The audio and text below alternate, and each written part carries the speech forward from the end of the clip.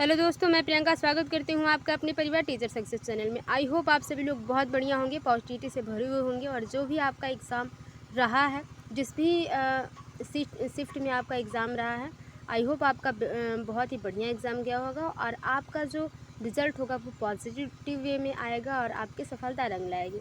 तो आज हम लोग बात करने वाले हैं, जैसा कि आप लोगों ने थंबनेल में देखा कि आज हम लोग 20 अगस्त 2023 को जो सीटेट का एग्ज़ाम हुआ उसका हिंदी फर्स्ट के पेपर के बारे में बात करेंगे और किस प्रकार से काव्यांश आए हैं और किस प्रकार से गद्यांश आए हैं, इनके 7 चीज़ों को हम सॉल्व करेंगे और डायरेक्ट क्वेश्चन पढ़ के आंसर्स को देखेंगे। इसके पहले जो वीडियो अपलोड की जा चुकी है वो जो है आपकी CTP मैथ और पर्यावरण अध्ययन का जो है बहुत ही अच्छा डिस्कशन हम लोगों ने किया है और संभावनाएं हैं कि जो आयोग है इन्हीं प्रश्नों के उत्तरों को सही मानेगा। क्यों? क्योंकि अधिकतर कोशिश की गई है ये कि जो प्रीवियस ईयर से रिलेट करके अगर देखा जाए तो ऑप्शंस हूबहू पूछे गए थे, बस भाषा चेंज थी। कुछ एक आध दो प्रश्न ऐसे होंगे जो नए थे, बढ़िया और सब कुछ बढ़िया था।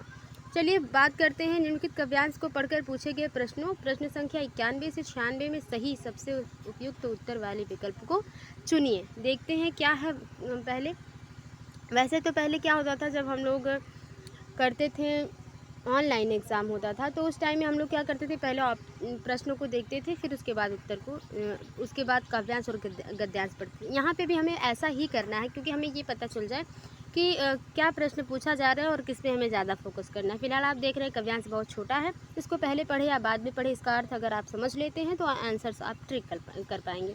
कविता का मुख्य स्वर क्या है? कविता के अनुसार स्वतंत्रता प्राप्ति में स्त्री की भूमिका डैश है। स्त्री के लिए किस विशेषण का प्रयोग नहीं किया गया है? ये व्याकरण से संबंधित हो गया। नहीं, ये प्रश्न ऑप्शंस के हिसाब से ये प्रश्न जो है काव्यांश से ही संबंधित है। अबला, नीव, सबला, गौरव। स्त्री की निर्माणकारी शक्ति का भाव कविता की किस पंक्ति में निहित है? तो ये भी काव्यांश से संबंधित है। कविता के अनुसार स्त्री को, ऑप्शंस बाद में पढ़ेंगे, जननी को संपूर्ण जगत की डैश पंक्ति में कौन सा अलंकार है? तो ये व्याकरण से संबंधित है। देखिए 96 तक हुआ। देखिए क्या है काव्यांश की, आया समय उठो तुम नारी, युग निर्माण तुम्हें करना है। नारियों की प्रतिष्ठा को बताया जा रहा है यहाँ पे और नारियों की क्या है समाज निर्माण में क्या योग्यता है उसको बताई जा रही है। तो आया समय उठो तुम नारी, युग निर्माण तुम्हें करना है, आज़ादी की खुद ही नींव में तुम्हें प्रगति पत्थर बनना है। यानी कि खुद ही अपनी आज़ादी की नींव रखनी है और उस प्रगति को आगे लेके जाना है, उसकी प्रगति को बढ़ाना है। अपने को कमज़ोर न समझो, जननी हो संपूर्ण जगत की गौरव हो। ठीक है, ये जननी संपूर्ण जगत की क्या हो तुम, गौरव हो, नारी के लिए प्रयोग किया गया है। बहुत ही पॉजिटिव और बहुत ही मोटिवेटेड जो है ये काव्यांश रहा। पढ़ते हैं। कविता का मुख्य स्वर है स्वतंत्रता, गौरव गाथा, युग निर्माण, स्त्री शक्ति। तो स्त्री शक्ति के बारे में बात की गई है। कविता के अनुसार स्वतंत्रता प्राप्ति में स्त्री की भूमिका है, क्या है? संज्ञान योग्य। क्या है? संज्ञान योग्य। अप्रासंगिक, औसत, नगण्य, ये चीज़ें निगेटिव हैं। आगे देखते हैं। स्त्री के लिए किस विशेषण का प्रयोग नहीं किया गया है? गौरव, सबला, नीव। तो इनकी बात की गई है, अबला की बात नहीं की गई है क्योंकि यहाँ पे उनकी प्रतिष्ठा को बढ़ावा दिया गया है। स्त्री की निर्माणकारी शक्ति का भाव कविता की किस पंक्ति में निहित है? जननी हो संपूर्ण जगत की। ठीक है, निर्माणकारी कि तुम जननी हो और संपूर्ण को क्या है तुमने रचा है। ठीक है, तो चौथा ऑप्शन बिल्कुल सही हो जाएगा। आगे देखते हैं कि कविता के अनुसार स्त्री को जननी के रूप में ही रहना होगा, गौरव गान करते रहना होगा, पत्थर भरने का कार्य ही करना होगा, स्वयं की शक्ति को पहचानना होगा। चौथा ऑप्शन बिल्कुल पॉजिटिव है और यही आंसर सही होगा। जननी को संपूर्ण जगत की डैश पंक्ति में कौन सा अलंकार है? ठीक है, जननी को संपूर्ण जगत की गौरव हो, जैसे है लास्ट में गौरव है वही चीज़ है। तो ये कौन सा अलंकार है? यमक है, अनुप्रास है, उपमा है या रूपक है? तो ये अनुप्रास अलंकार है। किस प्रकार से है आप जानते हैं, क्योंकि हम लोगों ने पहले बात की, हम लोग व्याख्याएं नहीं करेंगे, हम लोग बात करेंगे सीधे क्वेश्चंस और आंसर की। ये रहा गद्यांश। गद्यांश को बाद में पढ़ेंगे, पहले हम पढ़ लेते हैं क्वेश्चन ताकि हमें पता चले कि क्वेश्चन क्या है, किस प्रकार से पूछा गया और किस में हमें, किस टॉपिक में, गद्यांश में किस लाइन में हमें ज़्यादा विशेष ध्यान देकर पढ़ना है। गद्यांश के अनुसार सबसे धन्यवाद कहने का कारण नहीं है, निगेटिव क्वेश्चन है और गद्यांश को पढ़ते समय हमें ध्यान से समझना पड़ेगा। हर बुराई अज्ञान के अंधकार में फैलती है से तात्पर्य है, सुख दुख का कारण है। गद्यांश के अनुसार प्रायश्चित के साथ साथ मानव को क्या करना चाहिए? मन की कोठरी को स्वच्छ रखने से क्या तात्पर्य है? जीवन का मुख्य लक्ष्य है। आगे देखते हैं, स्वार्थ का विलोम है, मानवीय शब्द में प्रत्यय है। तो देखिए ये क्या है, व्याकरण से संबंधित है, तो इनको बहुत ज़्यादा, कौन सा शब्द युग्म समूह से भिन्न है, ये क्या हुआ, ये आपका हिंदी व्याकरण से संबंधित हो गया। तो कुछ प्रश्न जो व्याकरण से संबंधित है उनकी बात छोड़िए, जो गद्यांश से संबंधित है उन्हें ज़्यादा ध्यान से पढ़ना है। अब 106 से आपका जो है गद्यांश पैडागोगी आ जाएगी। तो यहाँ पे बात करते हैं, अब पढ़ते हैं गद्यांश। अपने स्वार्थ या संस्कृति के कारण सामान्य व्यवहार में हम कितनी ही बार सबसे धन्यवाद बोलते हैं। सही, अपने स्वार्थ में, अपनी संस्कृति के कारण या किसी का व्यवहार हमें इतना अच्छा लग जाता है कि हम उसे क्या करते हैं, धन्यवाद बोलते हैं। तो यह कृतज्ञता सिर्फ उन्हीं तक सीमित क्यों है? हमें मानव जन्म देने वाले ईश्वर के लिए और जलवायु, भोजन, ऊर्जा जैसे बहुत सारे उपहार देने वाले प्रकृति के लिए भी क्यों नहीं? हमें प्रकृति का भी धन्यवाद करना चाहिए कि उन्होंने हमें इतना सब कुछ दिया है। हम ईश्वर से संवाद करें कि वह हमारे हृदय में पवित्रता, सद्गुणों के प्रकाश को आलोकित करे। दुखों के कारण तो हमारे विकार हैं, बुराइयां हैं। हर बुराई अज्ञान के अंधकार में फैलती है, प्रकाश होते ही उसका सामर्थ्य खत्म हो जाता है।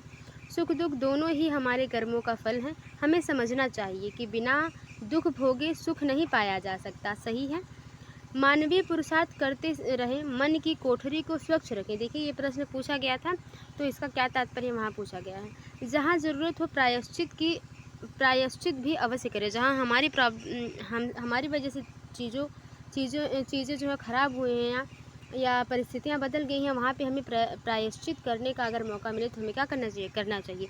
कौन जाने कब किस रूप में प्रभु किस माध्यम से सहायक हो जाएं। ईश्वर के प्रति आभार प्रकट करना एक ऐसा अचूक तरीका है जो हमें असंतुष्टि और ईर्ष्या जैसी निकृष्ट बातों से ऊपर उठाता है, और यही हमारे जीवन का मूलभूत लक्ष्य है। हमारे जीवन का मूलभूत लक्ष्य क्या है कि हमें क्या है, परोपकारी बनना है, हमें ईर्ष्या नहीं रखनी है। असंतुष्टि अगर हमारे अंदर हो तो उन बातों को क्या करना है, इग्नोर करना है, पुरुषार्थ रखना है अपने आप। ठीक है, जहाँ मौका मिले वहाँ प्रायश्चित हम करें। ये सारी चीज़ें जो है हमारे जीवन का मूलभूत लक्ष्य है। अब देखते हैं क्वेश्चन क्या है। गद्यांश के अनुसार सबसे धन्यवाद कहने का कारण नहीं है स्वभाव, दया, स्वार्थ। तो स्वार्थ। आगे देखते हैं, हर बुराई अज्ञान के अंधकार में फैलती है, से क्या तात्पर्य है? अज्ञानता के कारण बुराइयां फैलती हैं। सही है। सुख दुख का कारण है कर्म, हम जैसा कर्म करेंगे हमें वैसा फल मिलेगा। अच्छा कर्म करेंगे तो सुख और बुरा कर्म करेंगे तो दुख। गद्यांश के अनुसार प्रायश्चित करने के साथ साथ मानव को क्या करना चाहिए? पुरुषार्थ की भावना रखनी चाहिए। मन की कोठरी को स्वच्छ रखने से क्या तात्पर्य है? तात्पर्य है मन के अनुसार कार्य करना। मन सब विकारों का कारण है। मन को नियंत्रण में रखना, मन में बुरे भावों का निष्कासन। जो भी हमारे अंदर बुरे भाव आते हैं उनको निकालना, हम मन की कोठरी को स्वच्छ करना है। जीवन का मुख्य लक्ष्य है ईर्ष्या से ऊपर उठना। जो भी हमारे अंदर जिसको देख के जलसी फील होती है वो चीज़ हटाना, कि ईर्ष्या नहीं करना है, उससे ऊपर उठना है। आगे देखिए, स्वार्थ का विलोम क्या है? निस्वार्थ आसान है। मानवीय शब्द में प्रत्यय है, तो वी ई, तो बड़ी ई और य लगा है यहाँ पे। बड़ी वी में अगर आप इसको कट करेंगे तो आपको ई, बड़ी ई और य मिलेगा, तो यही ऑप्शन चौथा सही हो जाएगा। कौन सा शब्द समूह से भिन्न है?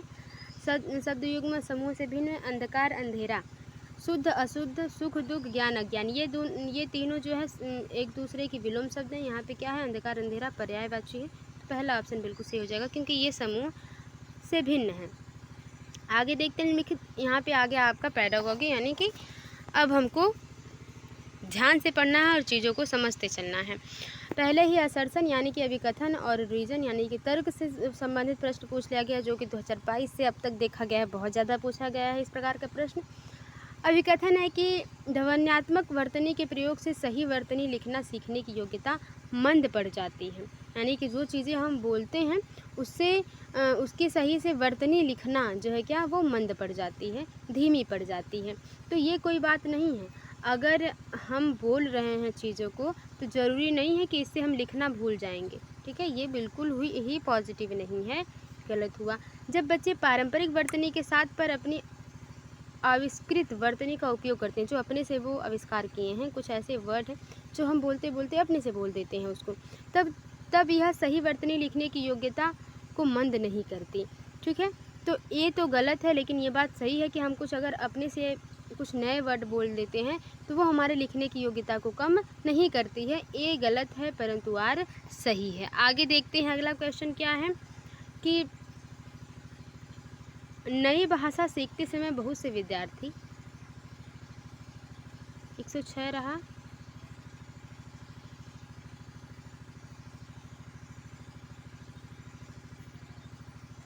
और इसके बाद 107 हो जाएगा। इसका क्वेश्चन आई थिंक मिल गया है।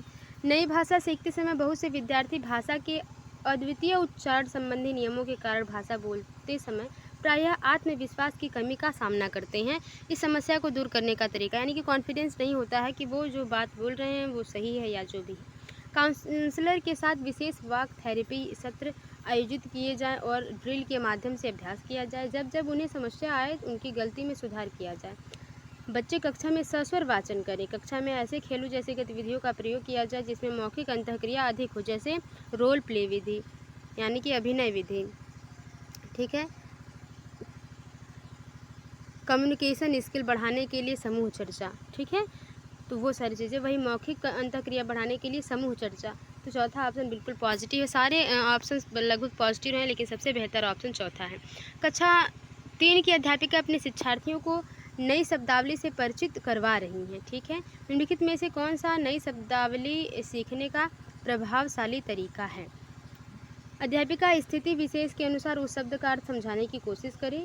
अध्यापिका श्यामपट्ट पर शब्द को अर्थ लिखें और याद करने की बात कही गई है। अध्यापिका शब्द के विलोम शब्द बताएं और बच्चों की भाषा में उन शब्दों के अर्थ बताएं। ठीक है, अध्यापिका बच्चों को शब्दों की ठोस परिभाषा बताएं। ठोस परिभाषा नहीं, पहले सरल से कठिन की ओर जाना है। पहले सरल चीज़ों को बताना है, उसके बाद कठिन चीज़ों को बताना है। पहला ऑप्शन बिल्कुल सही हो जाएगा कि ये सबसे पॉजिटिव है। क्या करना है? अध्यापिका स्थिति विशेष को समझकर किस प्रकार से बच्चा तर्क कर पा रहा है, कैसे उसकी सीखने की गति है, उसके हिसाब से चीज़ों को क्या करें, समझाने की कोशिश करें। भाषा सीखना किससे संबंधित है? उत्पाद कौशल अर्जन प्रक्रिया, तो कौशल से संबंधित है भाषा सीखना, और मातृभाषा सीखना एक अर्जन है, एक्विजिशन है। आगे देखते हैं पठन के तरीकों का पाठन को क्या करना चाहिए से मिलान कीजिए। ठीक है, ABCDE है। ठीक है, देखते हैं क्या है।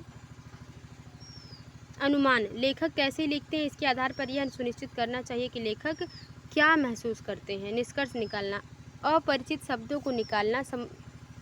निष्कर्ष निकालना मतलब है अपरिचित शब्दों को समझने के लिए पाठ्य सामग्री के कुछ हिस्सों से मदद लेनी चाहिए। पहले ये पढ़ते हैं एक तरफ से। एक, अनुमान, निष्कर्ष लगाना, संदर्भ से जोड़कर अर्थ निकालना। गहन पठन, गहन पठन का मतलब है कि पूरी तरह से ध्यान को क्या करके केंद्रित करके पढ़ना, पूरी लाइन बाय लाइन पढ़ना, उसको अच्छे तरीके से।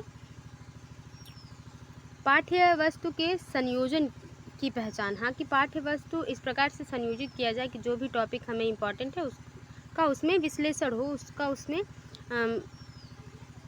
जिक्र किया गया हो। तो तीसरा ऑप्शन बिल्कुल सही हो जा रहा है। तो जैसे कि ए का 5वां है आपका। ठीक है, ए का 5वां है, यानी कि अनुमान। अनुमान का क्या है कि पाठ्य सामग्री किस बारे में है यह जानने के लिए निष्कर्षों और चित्रों का प्रयोग करना चाहिए। ठीक है, बी वाला पहला है कि निष्कर्ष निकालना, लेखन कैसे लिखते हैं इसके आधार पर यह सुनिश्चित करना चाहिए। तो आप अगर आपके पास कहाँ चला गया, अगर आपके पास प्रश्न पत्र अवेलेबल है तो इसको अच्छे से बैठ के करें और खुद जो है ये एनालिसिस करें कि आपने कितना बढ़िया किया है। तो इसमें तीसरा ऑप्शन है, आप इसको पढ़ के अच्छे से चूज़ कर लीजिएगा। कम समय में कोशिश की जा रही है कि चीज़ों को बताया जाए।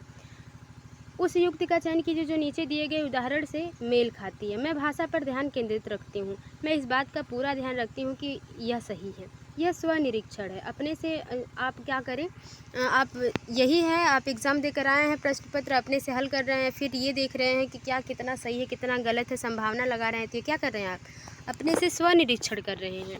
आगे देखिए, कक्षा 2 के विद्यार्थी एक कविता गा रहे हैं। यह मेरी नाक है, यह मेरे कान। यह कविता गाते समय वे शरीर के जिस अंग का नाम लेते हैं उस अंग को स्पर्श भी करते हैं। हाँ, ऐसा होता है, इंग्लिश में भी ऐसे पढ़ा जाता है, हिंदी में भी ऐसा पढ़ाया जाता है। तो अध्यापिका किस विधि का प्रयोग कर उन्हें सिखा रही हैं? समग्र भौतिक प्रक्रिया, ये तो भौतिक जो चीज़ें दिखाई दें, छू सकें आप, भौतिक प्रक्रिया का यूज। विद्यार्थी पिछली इकाई से शब्द लेकर 5 प्रश्नों के उत्तर समूह में देने का काम कर रहे हैं। वे अपने सवालों को दूसरे समूहों के साथ अदला बदली करते हैं और सवालों के उत्तर देने की कोशिश करते हैं। यह किसका उदाहरण है? क्या सहपाठी आकलन है? पठन आकलन नहीं, सहपाठी, यानी कि बच्चे समूह में रहकर चीज़ों को क्या है, सीख रहे हैं, सहपाठी आकलन। मुझे यह काम बहुत ही पसंद है जब अध्यापिका मुझे एक कार्ड देती हैं जिस पर कोई शब्द या वाक्य लिखा होता है। मैं उससे संबंधित अभिनय करती हूँ और समूची कक्षा उस शब्द या वाक्य के बारे में अनुमान लगाती है। शिक्षार्थी की यह प्राथमिकताओं के साथ शिक्षार्थी की टिप्पणी की पहचान कीजिए कि वो क्या है, किस नियम की बात हो रही है। जब मैं गतिबोधक तरीके से संलग्न रहती हूँ तो मुझे भाषा अच्छी तरह से याद रहती है। दूसरा ऑप्शन बिल्कुल सही हो जाएगा। आयोग इसका क्या आंसर मानता है वो बाद में देखेंगे। अगला है फिर असर्शन और रीजन पे क्वेश्चन कि विद्यालय में प्रवेश करने वाले सभी बच्चे अपनी आयु अनुसार भाषा के सक्षम प्रयोगकर्ता होते हैं। बिल्कुल सही है, अपने आयु के अनुसार क्या करते हैं, वो भाषा को सीखते हैं। ये वाला सही है। भाषिक और सांस्कृतिक विविधता के कारण वे अपनी योग्यताओं का प्रदर्शन नहीं कर पाते। ये बात तो बिल्कुल गलत है। अब पता है कि संस्कृति और जो है व्यक्तिगत विभिन्नता को क्या करना है, मोटिवेट करना है, पॉजिटिव वे में लेना है, तो ये निगेटिव रहा। ए सही है परंतु आर गलत है, पहला सही हो जाएगा। आगे देखते हैं अगला क्वेश्चन क्या है। कक्षा 5 का मंजीत अपने अध्यापक से अलग शैली में बात करता है, अपने मित्रों से कुछ अलग तरह से और 1-2 वर्षीय बच्चों से कुछ अलग तरह से बात करता है। ठीक है, इसका तात्पर्य यह हुआ कि मंजीत जानता है कि सामाजिक स्थितियों में भाषा का प्रयोग किस तरह से करना है। भाषा के इस गुण को किस रूप में जाना जाता है? उपयोगितावादी, कि किस प्रकार से भाषा को उपयोग करना है, किस स्थिति, किस परिस्थिति में, वो उपयोगवादिता हो जाएगा। एक माँ ने इस बात की ओर ध्यान दिया कि उसकी बच्ची कभी कभी ऐसे शब्द बोल जाती है जो न तो उसने कभी किसी वयस्क से सुने हैं और न ही अपने भाई बहनों से सुने हैं। इस बात को लेकर वह भ्रमित है क्योंकि उसका मानना है कि बच्चे अपने परिवार और आसपास के परिवेश में लोगों का अनुकरण करके भाषा सीखते हैं। उसका यह मत किससे प्रतिद्वंदित मेल खाता है? देखिए, वो अपने से जो नया वर्ड बोलती है उससे संबंधित ऑप्शन नहीं दिया गया है। ऑप्शन दिया गया है कि माँ सोचती है, जो वो क्या है, तो माँ जो सोच रही हैं वो रचनावादी है। ठीक है, क्या रचनावादी? बच्चे ने अपने से चीज़ों को क्या किया है, रचना किया है। आगे देखिए, कौशलों के उस समूह को क्या कहेंगे जो बच्चे औपचारिक पठन निर्देश शुरू करने से पहले विकसित कर लेते हैं और जो बाद के अकादमिक कौशलों के लिए बुनियादी प्रदान करता है। उद्गामी साक्षरता है ये। आगे देखते हैं, एक दादी या नानी अपने घर में छोटे बच्चों को पुस्तकों से कहानियाँ पढ़कर सुनाना पसंद करती हैं। इस तरह से वह उन्हें पुस्तकों व नए विचारों से परिचित करवाती हैं और बच्चे भी इस प्रक्रिया में सक्रिय रूप में संलग्न रहते हैं। इस तकनीक को किस रूप में जाना जाता है? साझा पठन। कौन सा पठन? साझा पठन। स्वस्वर पठन वो होगा, सस्वर पठन वो हो जाता है जिसमें आप जोर जोर से मुख से बोल बोल कर चीज़ों को पढ़ते हैं। मॉडल पठन वो होता है जिसको आप नोट की तरह बनाते हैं। ठीक है, आगे देखते हैं, पठन सिखाने का वह उपागम जिसमें मूल तत्वों जैसे वर्डों और स्वनिम में शुरू किया जाता है और जिसमें बच्चों को यह सिखाया जाता है कि समग्र रूप से पठन सीखने से पहले स्वनियम को शब्दों से मिलाया जाता है। इस उपागम को क्या कहेंगे? अधोमुखी बॉटम अप उपागम कहेंगे। इसका जो है चौथा ऑप्शन बिल्कुल सही हो जाएगा। अब आयोग इसका क्या आंसर बताता है, क्या आंसर की जो है रिवील करते हैं वो तब देखा जाएगा। फिलहाल अगर आपको वीडियो थोड़ी सी भी हेल्पफुल लगी तो वीडियो को लाइक करें, शेयर करें, कमेंट बॉक्स में बताएं आपको वीडियो कैसी लगी और मिलते हैं आपसे अगली वीडियो में। तब तक के लिए bye bye, take care, be positive, be motivated. धन्यवाद।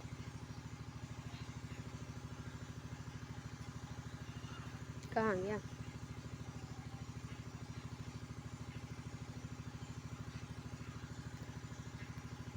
वीडियोस ही नहीं बंद हो रही।